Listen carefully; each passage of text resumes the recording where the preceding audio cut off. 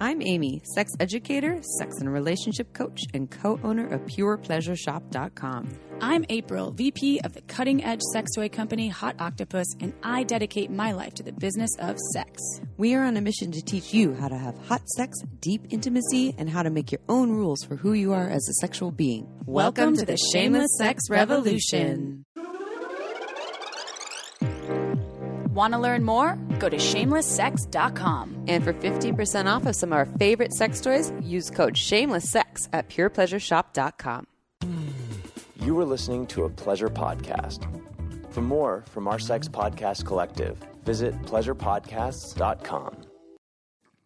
Well, hello, everyone. Hi, everybody. Welcome to the Shameless Sex Podcast. So, fun fact, Chip. Fun fact. You ready for fun fact time, Chip? I love fun facts. Okay, so guess what our number one downloaded episode is titled on the Shameless Sex I know Podcast? the answer. Ever. But What is it? how to eat pussy like a champ. Yeah. So that's not what this topic is, but it is with the same speaker. Number one downloaded episode. I think we recorded this like a year and a half ago. Maybe even 2 years ago. And to this day, still the number one download. It has almost 100,000 downloads. Doesn't even include unique listens. So, title is everything. And she's an amazing speaker, educator, teacher. This is her third time on our show. Genius. Dr. Alison Ash talking about how to get out of your head in bed. And who the fuck doesn't need that? That's right. I said, fuck, Mom. I'm sorry. Get out of your head in bed. Yeah, get out of your head in bed. And it rhymes. And it rhymes. It's brilliant. It's genius. And we could all use a little bit. I know that I can. So this is going to be a juicy episode and applicable to all sex, no matter if you're having sex with yourself, if you're having sex with others, many others, one other. I don't know what you're into, but this is going to be helpful. Before we dive in, we will have a sex question about a lingerie fetish from a penis-owning individual. And we will read the bio of this lovely educator. But first, Chip, I'd like to tell you a little something that's been going on in my life. I liked hearing this. So I told my partner that I would like regular breast massages to keep my breasts supple. And of course, he's like, oh my God, I'm so excited that you told me that because I want to do it all the time. So it's like almost once a day. It's either like sometimes morning, sometimes at night. He just whips out the massage oil and starts giving me a breast massage. I've actually thought about this with past partners, and I was like, I don't know if this partner will be willing to do this. The reason why I thought of this was from, oh my gosh, I'm forgetting her name. Susan Bratton. Oh, Susan Bratton. Who has the most beautiful, supple, huge, like double D natural breasts. And we're like, what's your trick? She's like, Tim, Sir Tim, her partner, they're out with his name on the podcast in her world. He massages my breasts like almost every single night. I was like, damn, I want a partner to do that. So anyways. Ask and you shall receive. And sometimes it's a scary ask. And that's actually, what we recorded a podcast today with Monica Jane. This will come out later about how to ask for what you want in the bedroom. But I understand why this is a scary thing to ask, especially if it's been rejected in the past, if partners have made it feel like it's work. They don't necessarily want to do the thing. But luckily, I have a partner that was like, oh my God, they just love giving, not just pleasure, but also healing their caretaker. Anyways, so the massage oil that they have been using is the Start Me Up Massage Oil by Intimo Pleasurables. And it has aphrodisiac ingredients. It smells delicious. It's long-lasting. Delicious means just smells good. I haven't tried licking it, but I should have my partner do that tonight. It's made from plant-based ingredients, so I'm sure you could. They make it with only the best ingredients. We're also a huge fan of their plant-based lubricant, their water-based lubricant, the Smooth Operator, because it smells like roses. And if you get in your mouth, you get a little taste of rose. And these are oil-based and water-based lubes. So everyone has a different lube preference. Sometimes you want a silicone. Sometimes you want a water-based. Water-based is the best thing. You can use it with all toys, condoms, etc. Oil-based is actually moisturizing to the skin. So if you want to try some of these fabulous plant-based natural lubricant products, and they also have toys and things, go to intimopleasureboutique.com. That's INTAMO pleasureboutique.com, and you use coupon code SHAMELESSSEX20. You get 20% off site-wide. You'll know what I'm talking about, and ask your lover or partner if you have one for a breast massage, or give yourself one if you have breasts. Also, it's just nice to have options. Yeah. I want some massage oil. I want some lube. I want this. I want roses. What is a Willy Wonka? I want boysenberries and blueberries. I want the golden egg. Or I want to ride my bicycle. Okay. Or also. Yes. Are you ready for a sex question? Yes, I'm pretty sure. All right. I'm pretty sure. Are you ready for a breast massage? Okay, maybe. 1 second, everyone. Oh, How's that feel? It feels not that nice. That was more pokey. I was just jabbing her nipple. We need to practice asking for what you want, Chip. Okay, so sex question. I have listened to a few episodes of your show, and one that caught my interest was the one where the woman's boyfriend loved wearing lingerie. I share this fetish and told my wife about it a while back, and she seemed curious then. She even went as far as to buy me some panties. But after I modeled them for her and we had sex while I was wearing them, she said it was quote-unquote weird. I was so downcast that I didn't bring up the subject of other types of lingerie that I enjoy wearing. I had a stash and I threw it all away so that we wouldn't have any issues. But I'm really missing wearing the lingerie now. I was wondering how I might ease her into me wearing them again. So the first thing that came up to me, which seems to come up with almost every sex question, is, have you talked to her about it? About the hurt, about how it brought up shame, how this is something that you shared with her and that was really a fetish and was enticing to you, but actually how important it is to you, and how, not how she made you feel when she said it was weird, but just how you felt. When you tell someone that you made me feel this way, it can feel very blamey, and then you can get a whole downward spiral in communication. But if you just share, hey, X happened and I felt Y, and this is actually nonviolent communication. Because I have a need for, or I value, or I desire X or Z and my ABCD, it can be really helpful. So when X happened, when I wore those panties, we had sex, and after you told me it was weird, I felt sad. I felt shame. I felt like there was something wrong with me, and I threw all those panties away. And now I also continue to feel this sadness, or this emptiness, or this longing, but I'm also really afraid to share this with you because you said it was weird. And maybe I just fucked it up by saying because you said it was weird, but I have this fear that you might not accept me, and it might affect our sex life because you said you threw it all away because you didn't want to have any issues. And I'm desiring to see if there's some room for us to explore this again, because this is important to me. I want to add that in there too. I think a lot of times when people ask her what they want, they just kind of suggest like, oh, would you like to try this? But if it's really important to you and you feel like you'll feel unfulfilled without it, I really advocate for sharing that this is big for me. This is important. This isn't just going to go away. So how can we work together? And you find some sort of maybe middle ground or common ground or some sort of leaning in here or there. I would encourage, perhaps at some point, I know I've misinterpreted people's expressions or reactions to something I've said or did, and sometimes I've misinterpreted that. So I'm wondering if she said it was weird, maybe, and you didn't really elaborate as to if you had engaged on what she meant by weird. Maybe she thought, maybe she's super into weird, and she was like, that was weird, and I could be into even feeling more weirdness, because maybe weird isn't a necessarily bad thing. So sometimes I think, right, we as we've mentioned before, you can line up 10 different people, say the exact same phrase or word weird, and you could get 10 different reactions. And perhaps she wasn't trying to shame you.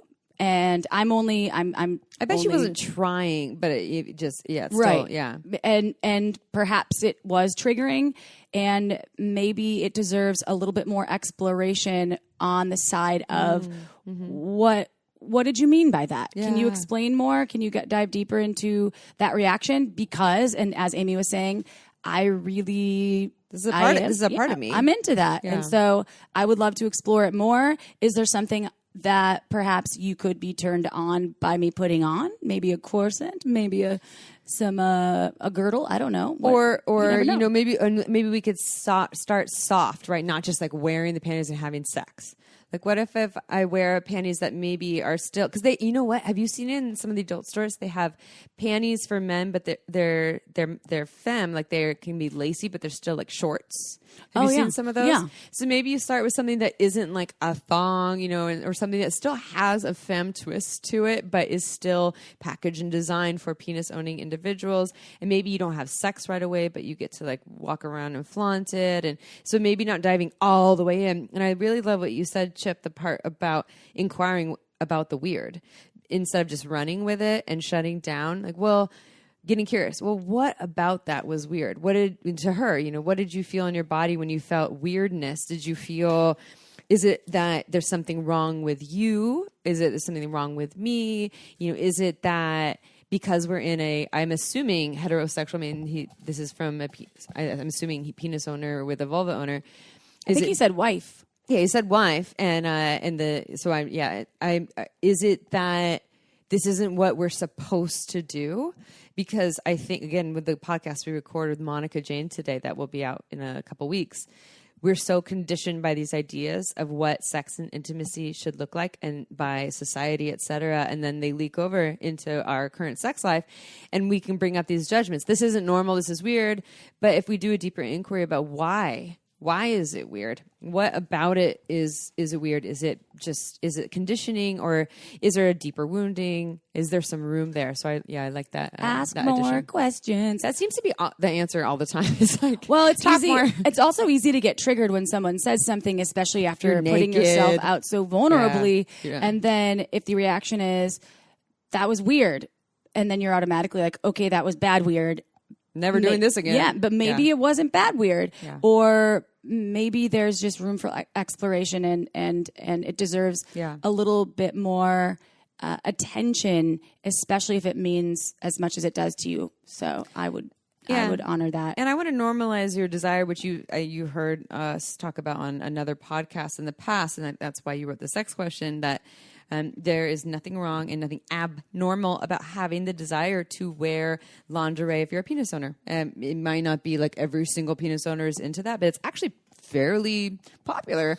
And I think I shared this on that episode that you listened to. There's someone I went on 3 dates with, and they told me, the penis owner, and they said that they actually enjoyed wearing lingerie, and they would send me some photos of themselves with like some booty shorts and heels. And I was like, damn, those are some good looking legs.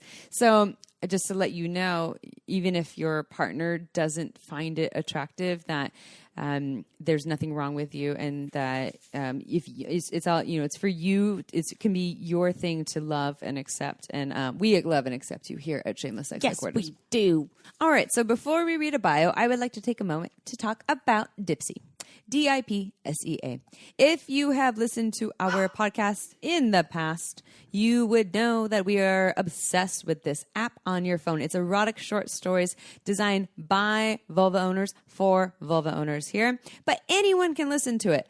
And we have a lot of listeners, a lot of clients, etc., that say, I am having a hard time getting into my body, connecting my eroticism to my arousal. What's the way to do it? Well, it's practice, and Dipsea can give you a practice anytime, anywhere you want to. Just listen to these short stories. You can get turned on and aroused, whether it's for yourself or maybe before you show up to your partner. Chip, I know you listen to Dipsea. What do you think about it? I've recommended Dipsea to friends, even family. I love having people read me erotica and listening to erotica. I also love that Dipsea they have wellness chapters too. We're all about mind, body, all of the health.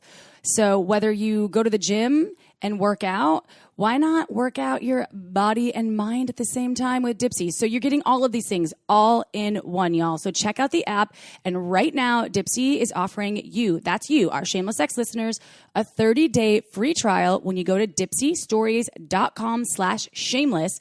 That's a 30-day free trial when you go to DIPSEA stories.com/shameless. Again, dipseastories.com/shameless. Why not give it a try? All right. It's bio time. Bio time. So Dr. Alison Ash, one of our faves, is a sex and intimacy coach and educator, lecturer at Stanford University, author and founder of TurnON.love. As a sociologist with a PhD from Stanford, Allie has a comprehensive understanding of the complex societal changes that often lead to unsatisfying and disempowering sexual experiences. Allie designs workshops, courses, and retreats, and offers individuals and couples coaching to give others the tools to discover their desires and confidentially pursue them. She invites you to turn on pleasure, intimacy, and love at TurnON.love. But first, let me tell you a little something about my number one go-to pleasure product, the Pro 2 by Satisfyer. It's rechargeable, waterproof, and made from super soft, body-friendly materials. But here's the best part. Satisfyer goes well beyond traditional vibrators by incorporating air pulse technology. The air pulse stimulators excite the clitoris into pure bliss, providing touch-free clitoral massage. The intense pressure waves encourage blood circulation and a sensation similar to the feeling of oral sex. And in my experience, they don't overstimulate me, so I can have orgasm after orgasm after orgasm. And who doesn't want that? Oh, and did I mention that Satisfyer's devices are great for both solo and partner play, and at the most affordable of prices? So this holiday season, give yourself or your loved one or loved ones the gift of satisfaction. Visit Satisfyer.com, that's SATISFYER.com, to find my favorite Satisfyer products. You and your O-Face will thank me for it, so go check it out. And now it's interview time. All right, everyone, it is interview time. Okay, so this is a return guest, Dr. Alison Ash. And guess what? Her episode that we did like 2 or 3 years ago, a while ago, when we could be in person back in the day, called How to Eat Pussy Like a Champ, still to this day is our number one listened to and downloaded episode ever. We can see the stats and people love that episode. Oh, Perry loves it too. Yeah, he does have his bar collar on. Oh, he really loves it. It's my dog. You can hear him. Sometimes these mics don't pick it up, and so when I say our dogs are barking, they're like, we don't hear anything. nothing's happening. Anyways, so we are so stoked to finally have you back. The last time we were in person because you're here in the Bay Area, but now we have to do it over Zoom because it's 2020 and, well, life is weird. So I know that you shared who you are, and we talked a little bit about it in our intro, but you shared who you are in our previous episode. Can you tell us a little bit more about that story? How did you get into the world of human sexuality, specifically the field you teach? You teach at Stanford. You do all kinds of things.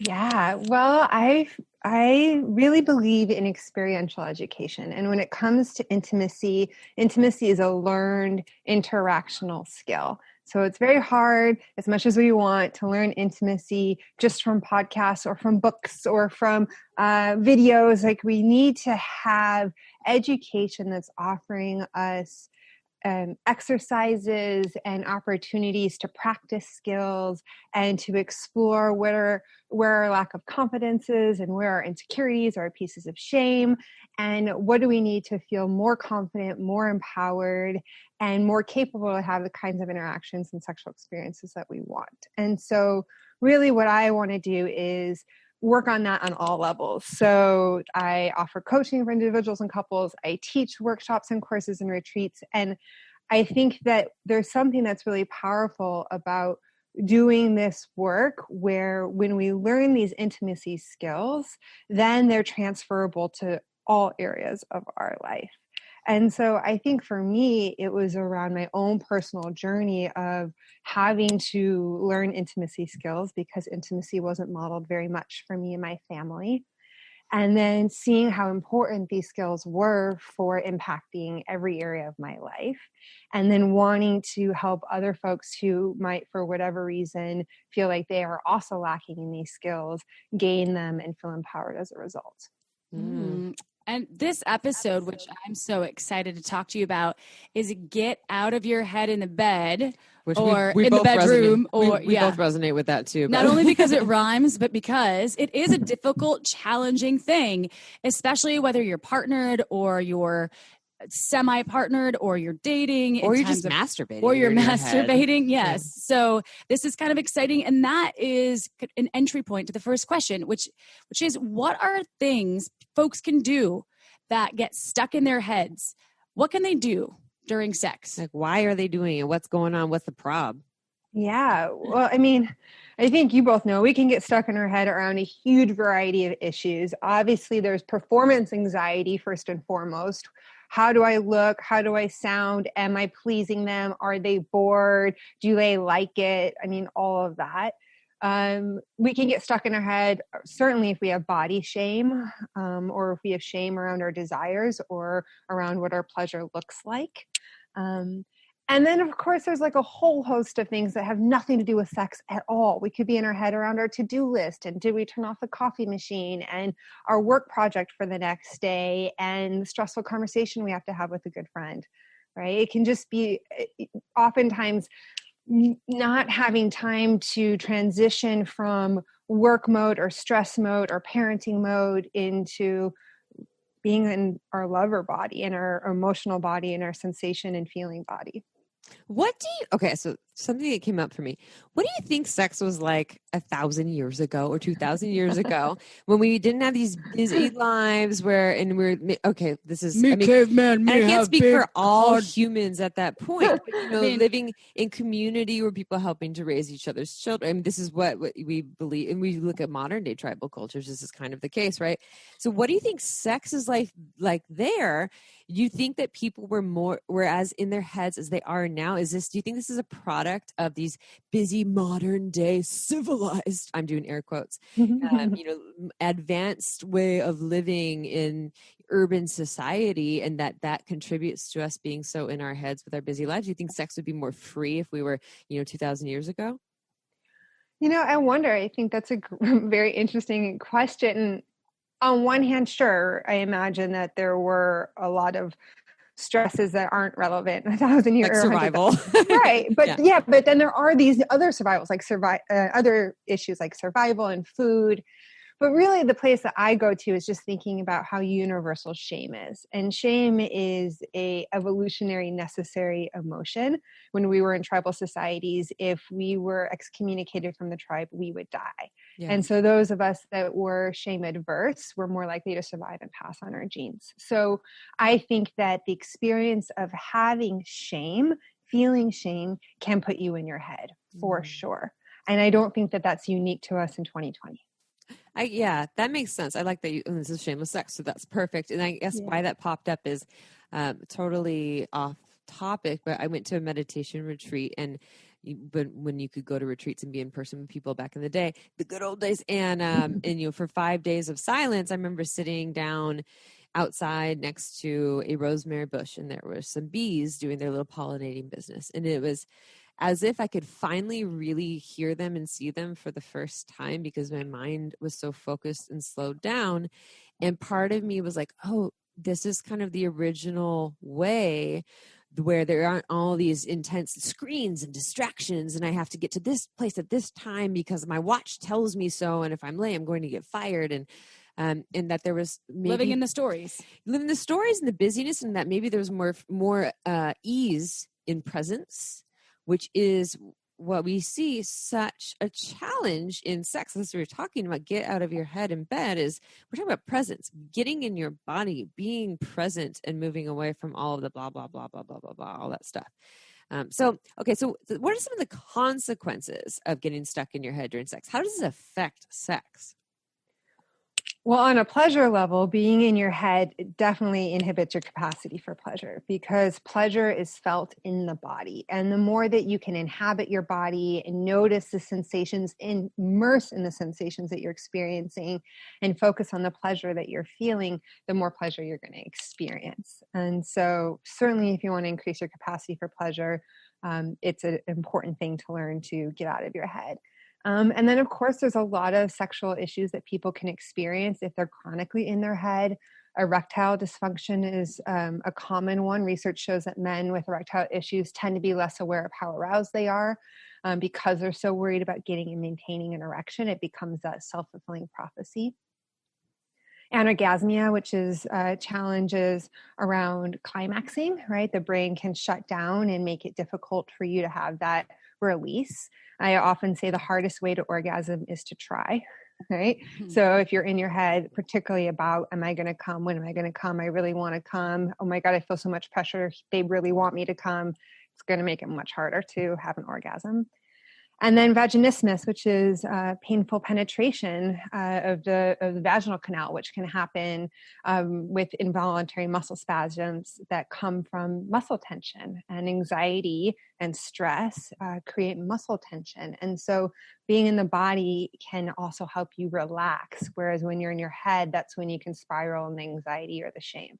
Mm-hmm. Well, I think that embodiment is something that it's a term that's thrown around way more now than ever before. We talk about it a lot on the podcast. So for those folks that maybe are tuning in, obviously, I would love to dive deeper into what is embodiment, and also what are ways that we can get out of our head. It's easy to say, but how can we actually do that? Yeah, definitely. And I have some tips for folks, whether they're having sexy solo time or they're having solo time with lovers or partners, because I think that there are things that we can do in each of those situations. But yeah, I love starting with embodiment. I like to think of that as a felt sense of being in our body in the present moment. And so what that means is it's noticing your sensations and emotions and how they're shifting and changing and how they often relate to each other. So we feel our emotions as felt sensations in the body. And it's a skill, which means that like any skill, we can develop and improve it with practice. It doesn't mean that you're either born with it or not born with it. And just to normalize it, it can be very challenging to be embodied because we are in a thinking culture that prizes us for being rational and logical and doesn't teach us how to be in the body. In fact, in many cases, it can devalue the wisdom of the body. And so we stop learning how to pay attention to it and how to interpret these signals. So, and I think that this is true for men who have been socialized to not be emotional and sensitive. It's true for folks also where their bodies can be an unpleasant or unsafe place to be, whether that's from chronic pain, having gender dysphoria, having experiences of abuse and trauma. All of these things can make it hard to be embodied. But when we can be embodied, it means that we have access to being able to focus on sensations and pleasure as a form of erotic material. In addition to maybe your fantasies and porn and memories, being able to focus on embodied sensory-based pleasure is a huge resource for us to be able to have. And so these tips that I'm going to be able to give to help you get out of your head will be useful. But certainly in addition to that, doing any kind of embodiment exercise. And an embodiment exercise is something where you are focusing on the sensations in your body while you're, and it could be something that's active or something that's passive. So some examples of active embodiment exercises could be shaking and noticing the sensations that you're feeling, maybe before you shake, as you're shaking, and right after you shake, or stretching or tensing your muscles and relaxing them. And then more passive ones could be doing a body scan meditation where you're just laying still and kind of noticing the sensations that are in your body at rest, or focusing on your breathing and noticing how the breathing is impacting your body. And if you do, and even anything that you're doing day-to-day basis, taking a shower, washing the dishes, working out, if you're doing it with this kind of focused attention of noticing the sensations in your body, and like any meditation, noticing when your attention has drifted and coming back, that's an embodiment exercise. And doing these throughout the day in your everyday life will certainly impact your experiences in the bedroom as well. I recently listened to the podcast with, I forgot it's James Nestor. It's on the Joe Rogan podcast, and he wrote the book Breath.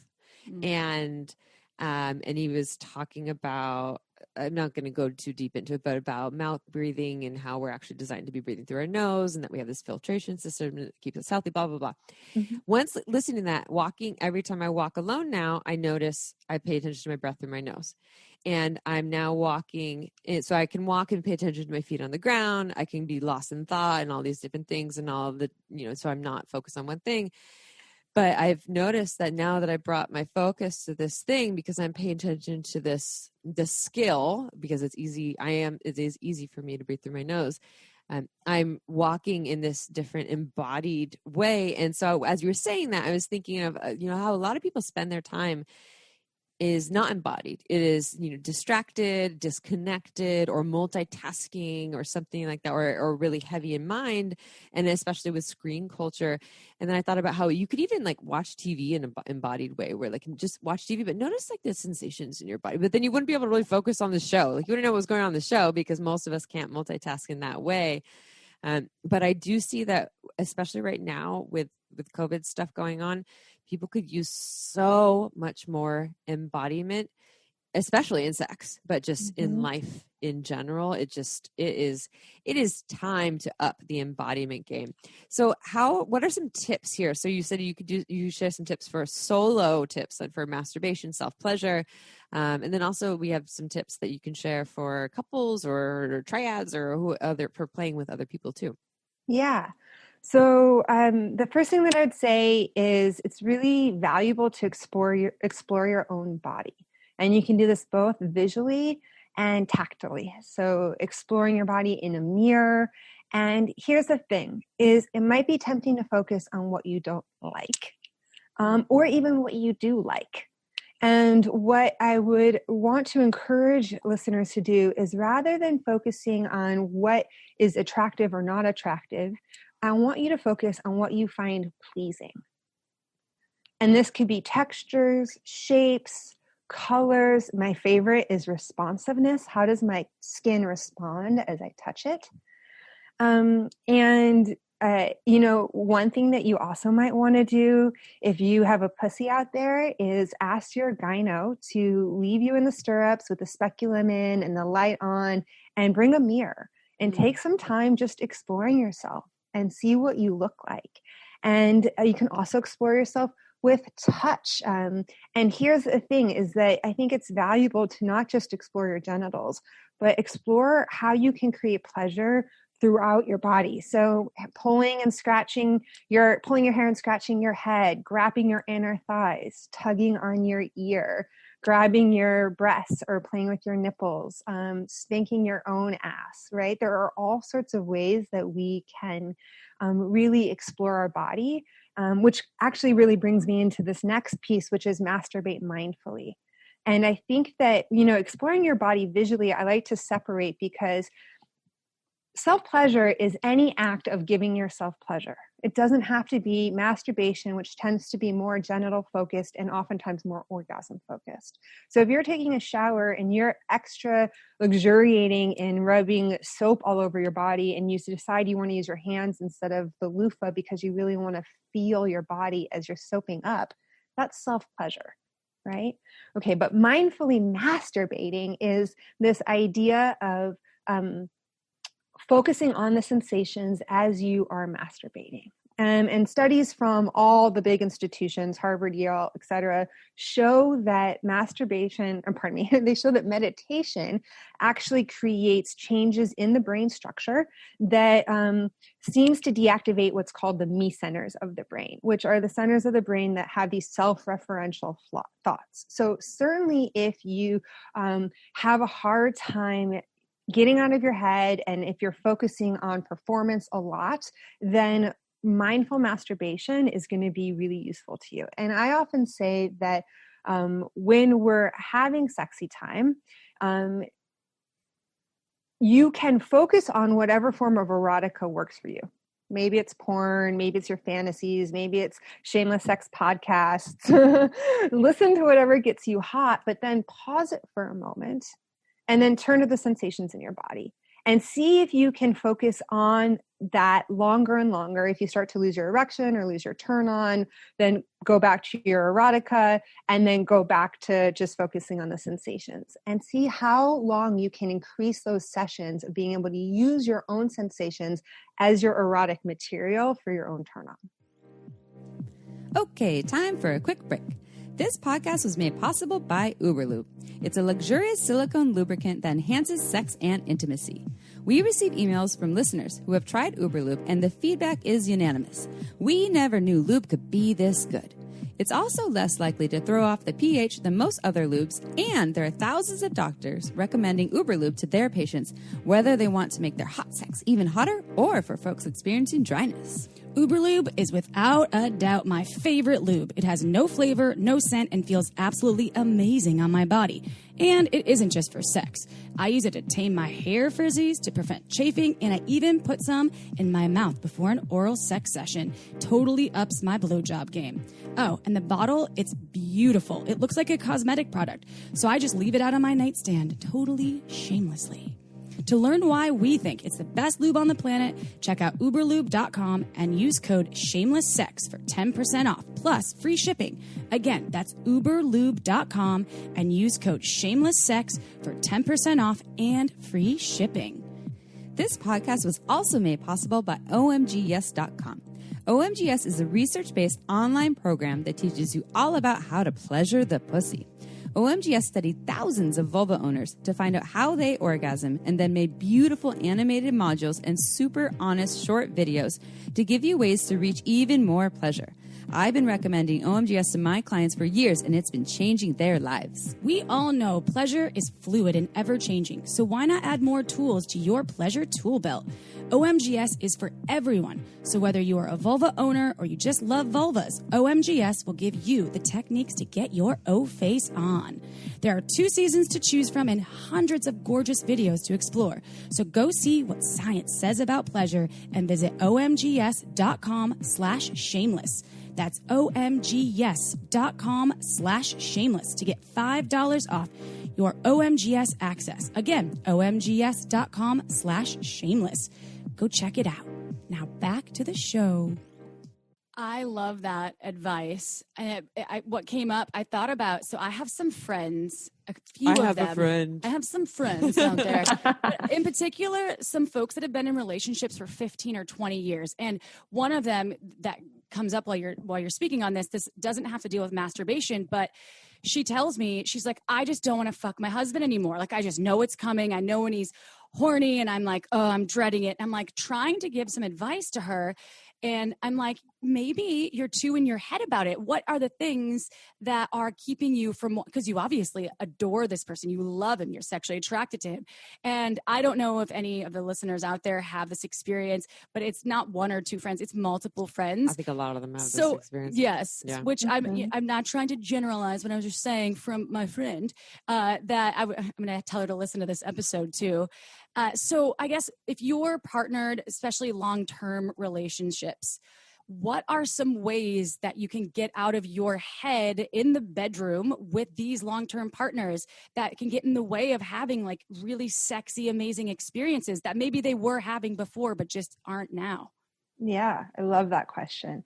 I think the first thing is to consider set and setting, right? So your mindset is super important. And oftentimes we don't transition from our day-to-day roles into sexy time roles. And thinking about what is it that's going to help you feel more embodied, and maybe creating a ritual that's going to signify that switch for you. So turning your phone on airplane mode, putting on a sensual playlist, altering the lighting, having a glass of wine, dancing to your favorite song, but actually doing something that feels pleasurable and good to you, that's a scaffolding step to sexy time, can be really useful.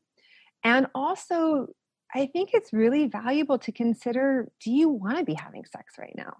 I think a lot of us push through and we do it because we feel guilty, or we want to please our partner, or we think we're into it and then we realize we're not into it, and we endure and we try and stick it out. And I think that if we override this signal over and over again, you're going to start resenting sex, and you're going to start resenting your partner, and your sex life will shut down.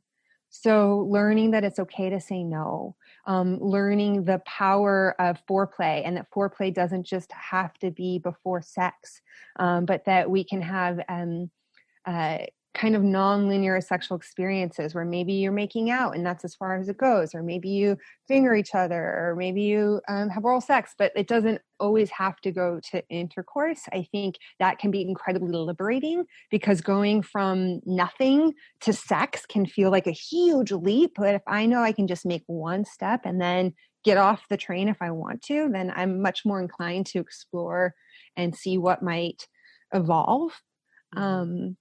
But I think certainly focusing on mindset and setting, and what is it that you need. Maybe you want some massage, or to just have soft touches on the body, but thinking about longer escalation patterns, particularly for long-term relationships, particularly in the era of COVID when we're around our partners all the time. We need to plan for sexy time, and we need to plan for longer and more varied escalation patterns and non-linear escalation patterns, so that it feels fresh, it doesn't feel predictable, and that we can feel inclined to explore because we don't feel like we're signing up for more than we can bargain for.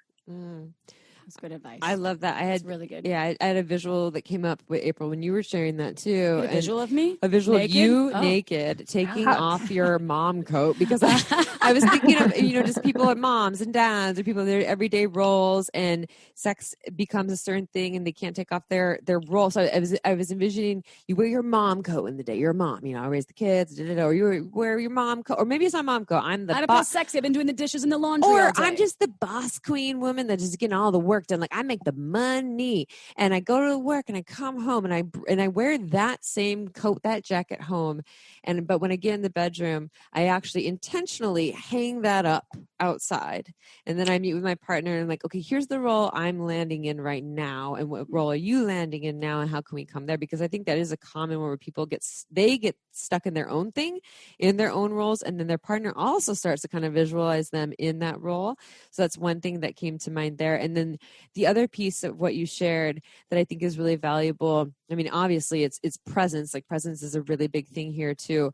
But it's like there's intention is really big, and practice. Like, practice is really big, in that we are ever changing, and oftentimes get stuck with this idea that sex needs to be one way and it's one thing. And in fact, like you said, it's non-linear. When you broaden it and then you show up to see what's available right now. And I love that advice, especially in the time of COVID, of like, some people are so anti-scheduling sex. Like, it's not sexy, but what about creating ritual though? That I love that. Or just scheduling that intimacy, suggestion. but it doesn't have to be penetration. It doesn't have to be things in orifices. That's right. It could just be what's available now, but what we're scheduling is connection and intimacy and a practice. We're of turning being off present. Netflix. Yeah, the screens are off, and like you said, maybe we can put a little porn here and there, then we can come back and porn here and there, and come back. Yeah, and so but it's okay. I want to just say, listeners that are listening right now, they're like, okay, I hear what you're saying, but it's really hard. It's so hard. Yeah. What is your advice for people who, and I would be one of them, I know, as someone who's a meditator who constantly practices being present in sex with partners and present in sex with myself, and it's always challenging. It gets easier the more I practice. What would you say to those folks? Like, what are your words of wisdom? Yeah. And I think it's just important to note that there isn't one trick that's going to work for everyone. So I have lots of tricks, and some of them are going to work for some of you, and not all of them are going to work for any of you, and that's okay. But one that I think a lot of people find helpful is narrating the experience internally. So it's kind of telling yourself a story in your head of what's happening moment to moment. You can do this whether it's solo time or time with somebody else. So it's like David Attenborough with a like a nature film. I love that. Oh my God, I love that. Now he's running his hand up my thigh and he's spreading my legs. There's a apart. penguin in the room. From this. That's so good. Okay. Watch the penguins. But no, that's Morgan Freeman. Yeah, it gives your brain something to focus on. And you can even externalize it if you're into dirty talk with your lover and partner. I'm noticing my breath is starting to quicken, and I'm feeling my stomach flutter, and my skin is tingling with anticipation. Like, it can be really erotic to share it too if you're comfortable with it, but even doing it internally helps you stay focused. I love that. That's so good. I even thought about doing that and making space to also share boundaries. Like, oh, my skin's starting to tingle. And then, oh, yes. Oh, actually, I'm feeling, oh, wait, can you stop for a minute right now? I'm feeling like a boundary coming up right now, and how you could explore that. And so anyways, I'm just eating this up, obviously, for myself. I want more. I want more. Well, Allison. That's so good.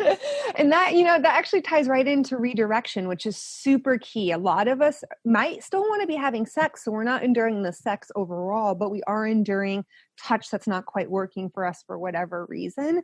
And how many of you out there are like, can you go a little softer? And it's still not soft enough. And maybe you're like, okay, a little softer, and it's still not soft enough. And you're like, oh, fuck it.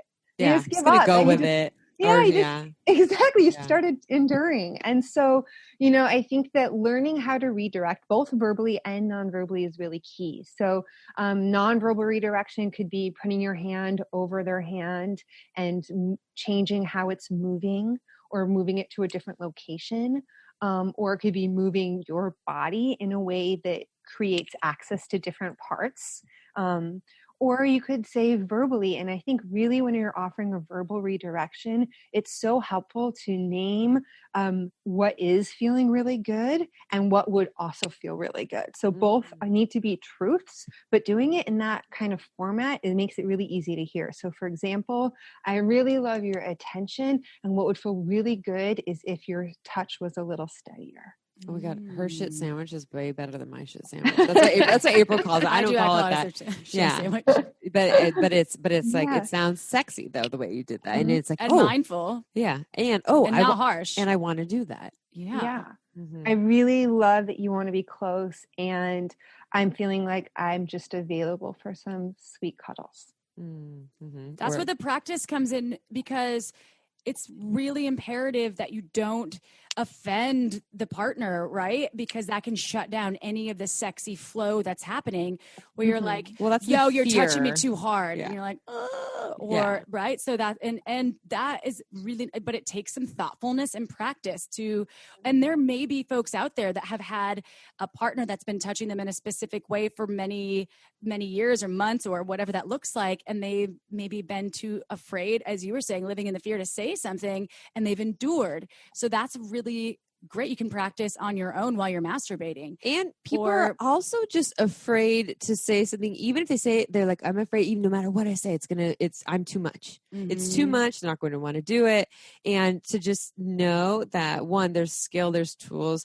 We are not responsible for everyone else's reactions. We can say something the most lovingly and most gentle and give them the best shit sandwich ever, and they could still respond with a me thing. Mm-hmm. And we are not responsible for that, but what we are responsible for is our bodies, our agency, our pleasure, which in turn makes better sex for the other people that we are being intimate with. So I get that, like, it's like a perfect balance.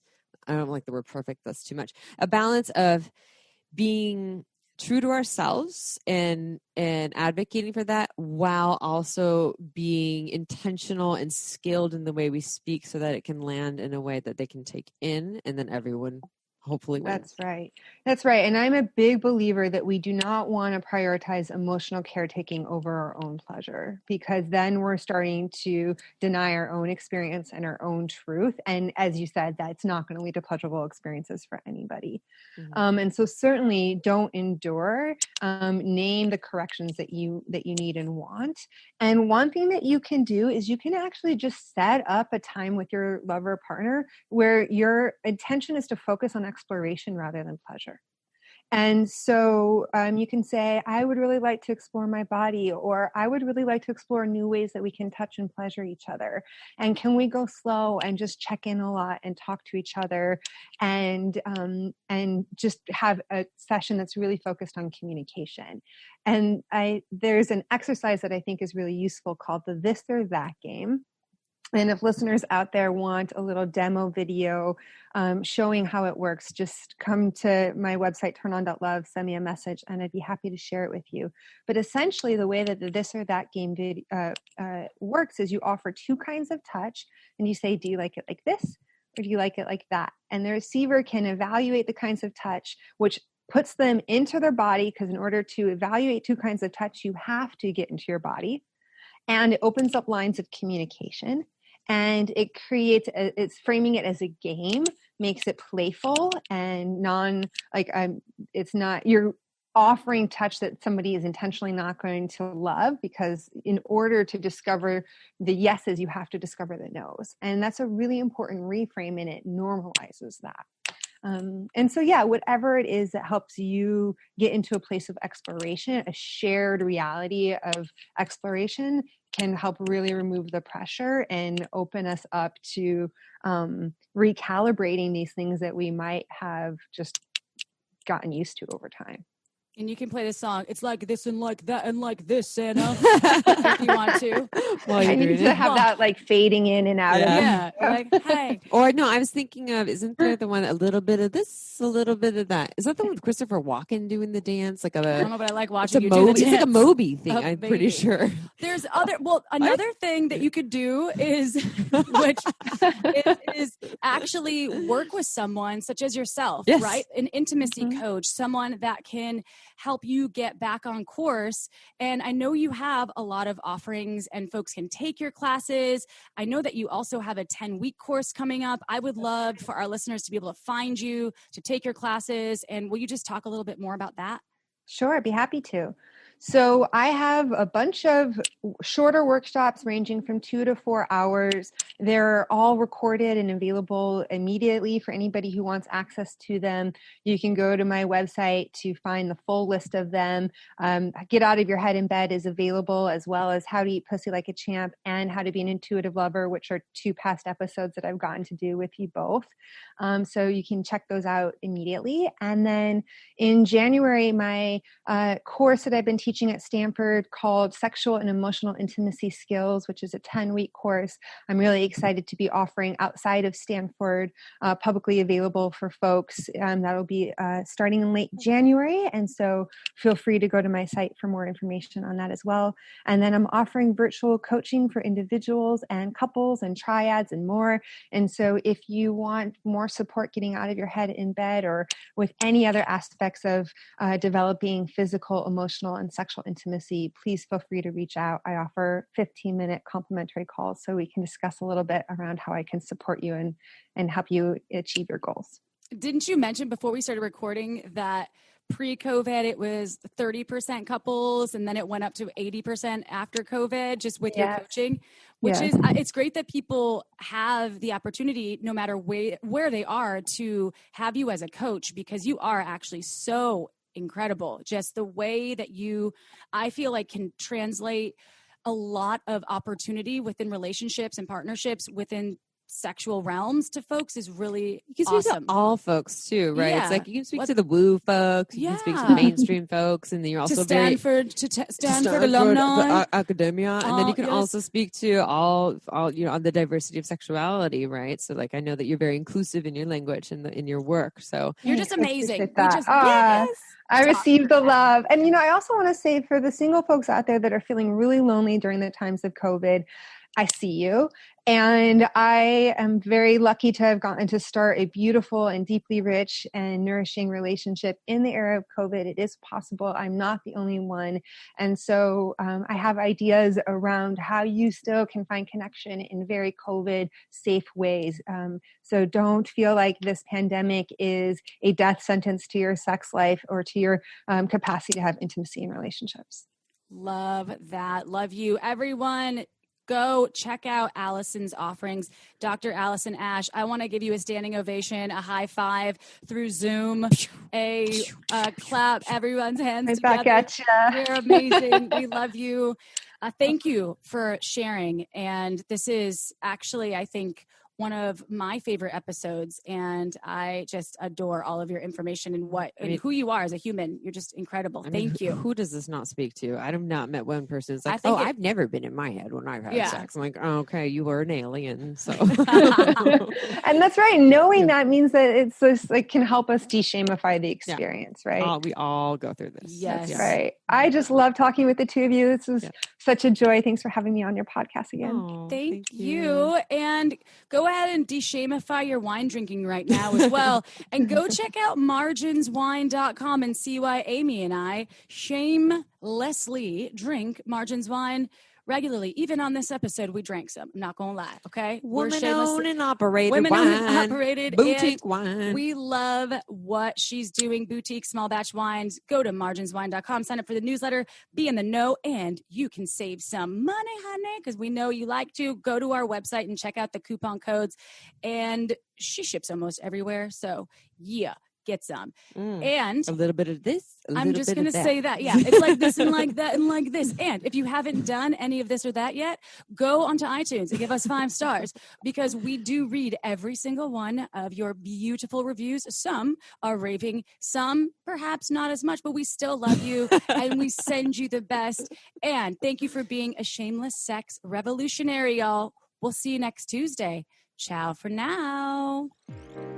Want to learn more? Go to shamelesssex.com. And for 15% off of some of our favorite sex toys, use code SHAMELESSSEX at purepleasureshop.com.